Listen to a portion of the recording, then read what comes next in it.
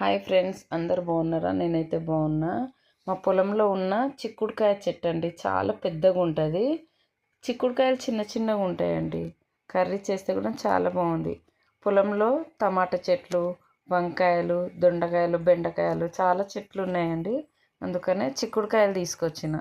పిల్లలు ఆడుకుంటుంటే ఇంకా కట్ చేసుకున్నా అండి. మార్నింగ్ అయితే ఇంకా టైం ఉండదు కదా, పిల్లలు స్కూల్కి వెళ్తారని నైటే కట్ చేసి పెట్టుకున్నా అండి. ఇంకా మా అత్త మామ వాళ్ళు అయితే ఇంకా రాలేదండి పొలం దగ్గర నుంచి. మా పిల్లలు అయితే టీవీ చూసుకున్నారు కదా, అయితే నేను కట్ చేసేది అయిపోయిందండి. ఉడకబెట్టుకోవాలండి, ఎందుకంటే పచ్చివాసన ఉంటుంది కాబట్టి తొందరగా ఉడకదని ఉడకబెట్టుకున్న తర్వాత నేనైతే పచ్చిమిర్చితోనే ఎక్కువ కర్రీ చేస్తానండి. ఎందుకో కారం అంటే నచ్చదు, అందుకనే ఆల్రెడీ ఉడకబెట్టినాం కాబట్టి టమాటాలు కూడా ముందే వేసేస్తే తొందరగా ఉడికిపోతుంది.